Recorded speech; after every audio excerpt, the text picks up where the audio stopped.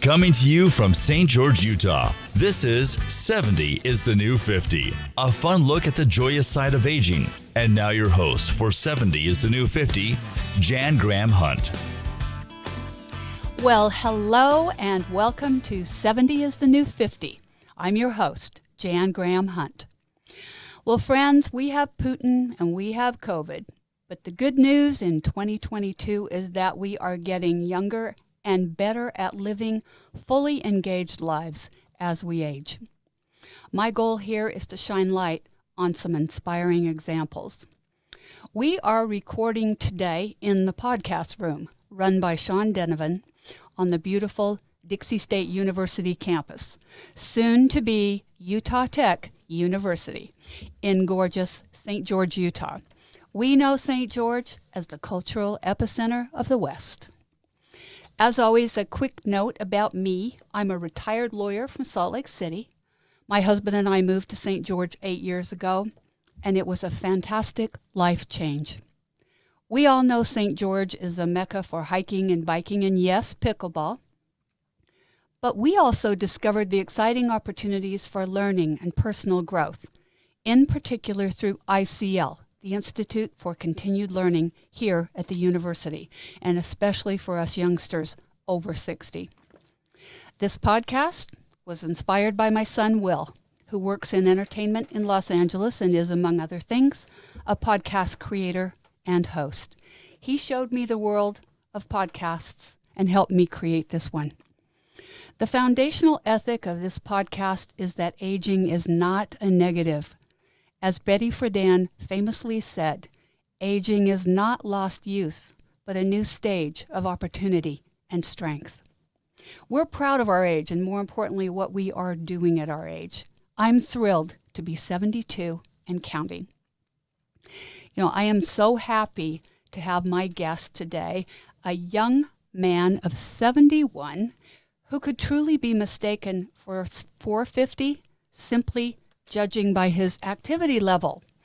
Doug Bowen has been a leader for ICL in many roles. He currently is serving as vice president and has taught many wonderful classes over the years, including one of the most popular about Mark Twain. We're going to talk about all of it. Welcome, Doug Bowen. Thank you. Doug, will you take a moment and just tell us about yourself, your personal history, your family, your career, and how you got to St. George? I know about it. I don't know that we're going to be able to cover all of it, but I think it best comes from you. Well, my roots are from the West. Both my parents come from Idaho. I was born in Rexburg, Idaho, but I have a hard time telling where I am actually from because my folks moved around a lot when I was young. I've lived in New Mexico, North Carolina, Virginia, Maryland, the Philippine Islands, California, Idaho, Oregon, Utah, and Germany. My goodness. Before coming to St. George. And what prompted all those moves? My father was a linguist with UCLA, and he had a pretty good reputation in his field, and his services were desired by a lot of people. What we did in the Philippines was he was director of a language center over there whose job was to fix the educational system, which had pretty much been destroyed in World War II. I see. Amazing. And he was a linguist, and in fact, did you major in German or German-related literature? I'm trying to recall. I majored in German literature. Okay. And that was where? At Brigham Young University. I see. And then after that, you lived in Germany? Yes, quite a few years after that. As soon as after I got married, my wife and I went on a honeymoon for 5 years in Germany, and our first two children were born there. And what were you doing there? I was working with a youth agency, the directorate. Let me see if I can do the DYA Division of Youth Activities for the American military over there. We were stationed in Wiesbaden, but I had responsibility for programs in Belgium, Holland, Luxembourg, France, and a big chunk of Germany. Oh, wow. And were you did that involve travel to those areas when you were based in Wiesbaden? A lot of travel. Oh, wonderful. And we really enjoyed it. I drove all over Europe. Oh, fantastic. And your kids, were they old enough to appreciate it or remember that? No, they Too were bad. not. They Right. were too young. My oldest was about 3 when we moved back to the U.S., but a few years later when he was in high school, we took him back over and spent a week to 10 days traveling Right. through our old hunting grounds. So he was able to see it then. And when you returned from Germany, then what? I returned from Germany to Buena Park, California, where I was a youth agency executive, and I worked down there a couple of years, then moved to Los Angeles for a year, and then I retired and moved to St. George. And I was looking at your bio, your resume, about the years there and your age of retirement. I'm not sure I've got the math right, but I think you were pretty young. Am I right? I stopped working when I was 40. Well, that is fantastic. How did you pull that off? Some investments worked out well. And you had the good sense to have that perhaps as a goal, to have more freedom? I did. I also had no debt, and I had done quite well in the real estate market with a couple of homes, and so we were able to build a home without a mortgage here in St. George. And so it's not so much that I'm wealthy, it's just that I don't need a lot to live off of. Well, I love hearing that, and I think it's such a model for other people. I kind of come from the, work 70 hours a week for as long as you can model, and I don't recommend it. And I just love to hear about people who really saw the opportunity to maybe free themselves of work, and maybe I should put it this way, work that they didn't want to do, and go find work that they did want to do. I was also working about 70 hours a week, and it was a real drag. Yeah. It's not much fun when you're trying to raise kids. Not much fun for the wife who's stuck home with them all day Right. long. And so you as the father missing out on so much. missing out a great deal. And once we moved to St. George, our youngest was just starting first grade. And so I was able to be there with them for all the kids throughout their school years. Well, that's a fantastic thing to hold on to, and for you and for them to have you there. So many of us had fathers that we rarely saw as we were growing up. That's changing with the generations, which I think is wonderful, but you were able to pull that off. Well, Doug, I'd like to talk to you about your work at ICL, and I'm going to quickly summarize because it's a vast description. You are currently Vice President of the ICL Council, and I see from your bio that you have done the following at ICL. You have taught German for 2 years, co-taught a computer class for 7 years, taught Mark Twain for 6 years, taught poetry for 4 years, and taught history classes for the past 3 years. Now, that's utterly amazing, and we're not going to be able to do all of that justice here. But let's do this. Let's start with Mark Twain, because it's a fascinating expertise that you have, and I'd love to hear about your journey with Mark Twain. Well, I've been in love with Mark Twain since I was in high school. My father taught at UCLA, as I said, and he one day brought home a book, Letters from the Earth, that had just been published. And it included writings of Mark Twain that his daughter had not allowed to be published until over 50 years after his death. And why was that? They were very controversial. They're about politics and sex and war. Mm-hmm. And for that time, these were things we didn't want to discuss honestly. In the open, we didn't. Now, Mark Twain had some friends that he discussed these things with all the time, but those of us who grew up just knowing Huckleberry Finn and Tom Sawyer Right. never saw that side of Mark Twain. Right. That's very true. I want to talk a little bit more about Mark Twain's political targets, social targets. He was a very adept person to point the finger or shine the light on evil, but do it in a really sort of humanistic and eye-opening way. And I want to talk to you about that. The one thing I want to ask you about what we do know about, most of us know about Mark Twain, is about Huckleberry Finn and, of course, Tom Sawyer. And maybe we know a couple of other books, but he excelled in many genres, didn't he? Probably more than any other author I've ever heard of. Right. Poetry, essays? He wrote as much poetry as Shakespeare did. It Incredible. wasn't very good, but it was better than most. Right. He was really good at essays. He was really good at sketches. He was considered by Hemingway to be the #1 American novelist. Well, and for really, Huckleberry Finn. Now you read about Huckleberry Finn, and I guess it's called The Adventures of Huckleberry Finn. You read about it, and it is the quintessential American novel, the first true American novel, and fascinating. No prizes. There are no Pulitzers, no Nobel Prizes for Mark Twain for either of those books. And what's that about? Well, I'm not sure there was a Pulitzer Prize back Well, that may be. in his time. What there was people who bought books, and he has sold a lot of them. And most of his books are still in print to this day, and there are very few authors. You could say that after 100 years after they've died, their books are still in print. Right. That is incredible. Talk about, I want to say that I watched the presentation that you have made. It's a PowerPoint presentation on video about Mark Twain's life and his accomplishments. It's online. It's fascinating. It's wonderful. For those of you listening, you can find it simply by Googling Doug Bowen, St. George, Utah. I think it comes right up, and it's just so worthwhile. I was shocked watching it about the some of the targets of his commentary and the effect, including, of course, Tsar Nicholas, but also King Leopold and his rule of the Belgian Congo and the inhumanity, unspeakable inhumanity. Talk about that. Well, King Leopold had personal ownership of the Congo.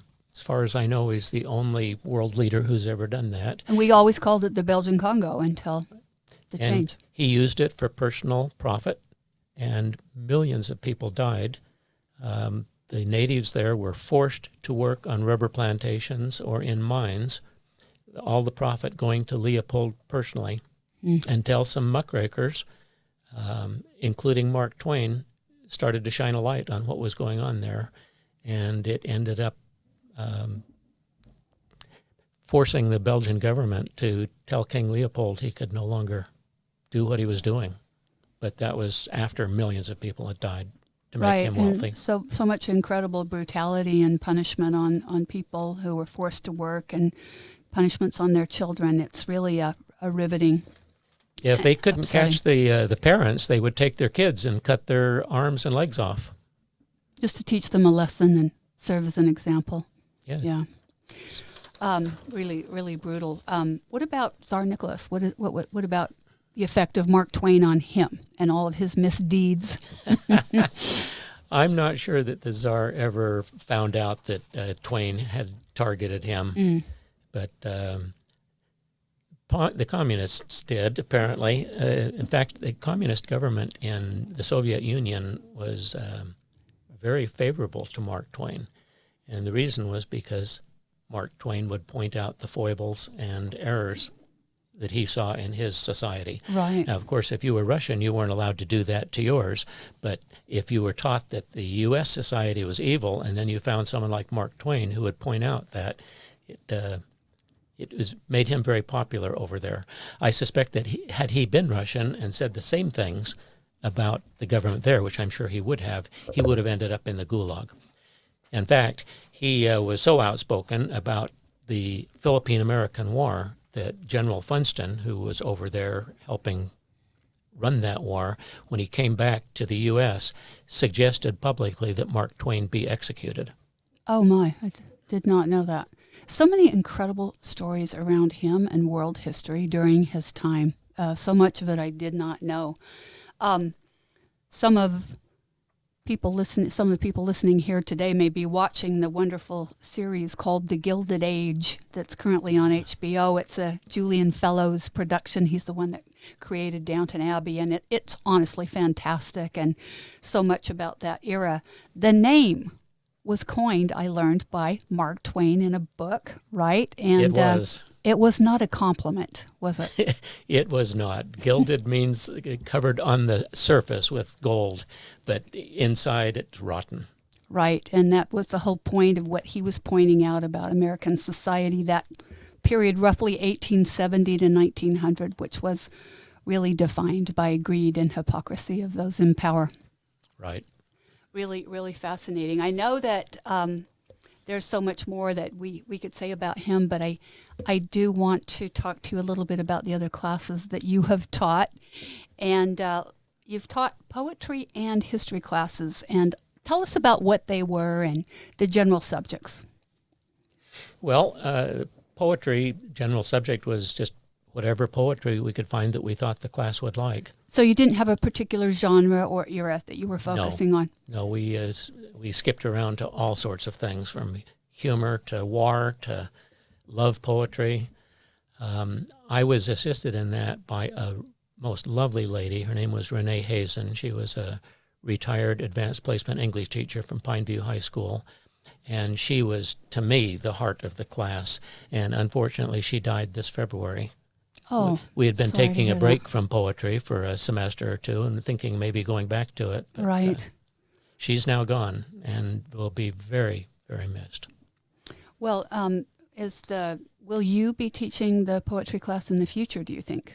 I don't know. I love poetry, but apparently I'm in a minority, and we never were able to get more than 10 or 12 people signed up for a poetry class.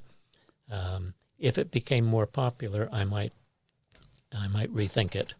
I know up at the University of Utah, where they have an ICL-type program, they have 3 or 4 poetry classes, and they seem to be able to fill them, but for some reason down here... That does surprise me. I guess, and I don't know much about it myself, but I think that, was it Bob Dylan that just won the Nobel Prize for poetry for his music?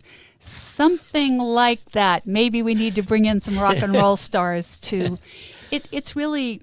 Lyrics to songs are poetry, and so many of them are so much a vital part of our history and our culture. So it's interesting that maybe we call it poetry, but that makes an eyebrow go up, and it really shouldn't. No, John Chardy, who is one of my favorite poets, he was actually a critic, once said that the brightest students for poetry are a class of 3rd graders. And he said one of the worst groups for poetry is a class of 12th graders. The educational system has done something to drive that love out of their system. Oh dear, that's a terrible fact. Well, we need to change that, Doug Bowen. What about your history classes? What eras or what history have you taught through ICL? The history I teach is based on the writings of one writer, and that is Barbara Tuchman, who I had never heard of her when I moved to Germany in 1982. And one of my colleagues over there suggested that I read the book A Distant Mirror, which was about Europe in the 14th century. It covered the plague and the Crusades and the 100 Years' War. And he said, you'll never really understand Europe as you should until you read this book. And I read it and just fascinated by the scholarship and skill that Miss Tuchman had. And I've subsequently read all of her other books, and each of my courses is based on one or more of her books. I've done a course on World War I. Is that March of Folly? Is that her book? March of Folly covers several wars. Okay. It has a chapter on the Vietnam War, which I will be doing next semester. It has a chapter. That would be this coming fall semester. Yeah, in the fall. Oh, fantastic. It has a chapter on the British losing America, which is the Revolutionary War, and that's another one I've done. She did The First Salute, which talks about the first European country to recognize the 13 colonies as independent. And that turns out it was Holland, which very few Americans know. No, indeed. And Holland paid dearly for that. Great Britain saw to it. I'm currently researching and putting together a presentation on Stilwell and the American experience in China. That's a massive book, and I've gotten through about a third of it, so I'm not sure if I'll have that ready for next year or not. But you might end up teaching a class on that. I will teach a class, and it's a China-Burma-India theater in World War II. Fantastic. And it explains, if you read that, it'll explain a lot of what our relationship with China is today and why and how it got there. So important. Well, that's a very important class. I look forward to that. And we have just maybe a minute to talk about something that you do that I think is so wonderful, and that is you got inspired to start taking ICL members out on these wonderful field trips. And remind me, I think you started in 2018, and was it you took a Rick Miller Geologic Wonderland class or something like that, and you got inspired to take folks out and actually see what he was talking about? Well, I took Rick Miller's classes for a number of years before 2018. And finally it occurred to me that he is so much fun and so funny that if he could be a guide, it would make a field trip just outstanding. He was my very first guest on this podcast, by the way. I listened to that, and he's one of my favorite people. Yeah. And so I asked him if he would be our guide and take us to Zion and Bryce. And he said, unfortunately, I have all these animals I have to take care of at home, and I can't be away for very long. But why don't you go talk to Janice Hayden, who is a geologist working here at the university? I did. She agreed, and she was just wonderful. And the people that went on that trip loved it. Apparently, there was a need for something like that because we filled the bus in 24 hours. We filled the registrations. These are the big buses that also Rhodes Scholar trips go out on. Is that right? Right. That the university has? They've got 48 seats. That's incredible. And so the next year, Janice went with us again to the Grand Canyon, Page, Lake Powell, Pipe Springs National Monument, and it was every bit as much fun as the last one was. In 2020, we went to Valley of Fire down near Las Vegas and Red Rock Canyon. This January, we went to Death Valley. And I read all about that trip. So this is just such a gift for ICL, and hopefully there will be more Doug Bowen trips coming up. In 2023, we're going to Mesa Verde and Canyon de Chelly and Aztec ruins. Fantastic. Well, we're putting that on our calendars, people. Well, we have just a couple of minutes left here, Doug, and I knew this was going to happen. We're not going to have time to hit everything, but this podcast is about how we stay engaged and motivated to feel fully alive as we age. And as always with my guests, I want to ask you how you continue to do that. And your life is amazing and diverse and exciting, and how do you do that? Well, one thing I do is I read a lot, and I read in a lot of different fields: biography, history, science, politics, humor, novels.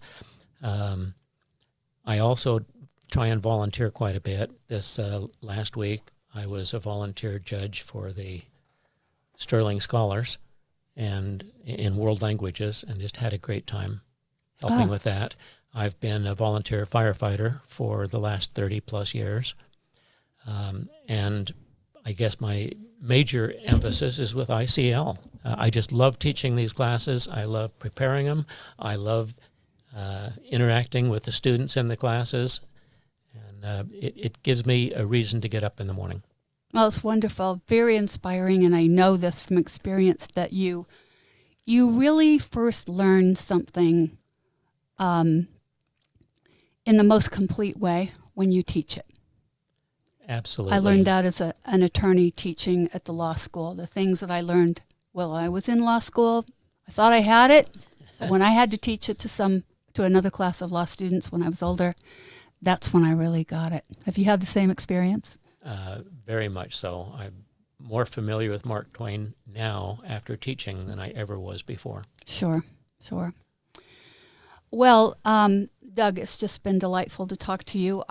We will have another session with you, I feel certain, in the future. I'm glad you mentioned that you've been the assistant fire warden and you've been a volunteer fireman here in St. George for 30 years. I also know you've volunteered for the St. George Marathon for 10 years. And, Doug, we're finished now, and I want you to go home and sit on the couch and watch television for a few minutes. Will you do that for us? I'll play with my grandkids. How's that? Well, I want to thank my wonderful guest, Doug Bowen, for being here, but more importantly, for all that he has done and is doing for our community. Each episode, I like to end with something inspirational about aging, and today, in honor of our guest, I'm going to use a magically simple quote from Mark Twain. Life is best after 70. Well, that's a wrap. Thank you to my guest and to all of you for joining us for 70 is the New 50. Stay curious, and we'll see you next time. Thanks so much for joining us for 70 is the New 50. In coming episodes, you will meet the rock stars in our community who are sharing their expertise to empower us to stay young, healthy, and happy as we age. We'll see you on the next episode of 70 is the New 50. In the meantime, live long, live well, and live with joy. This has been a production from a podcast studio.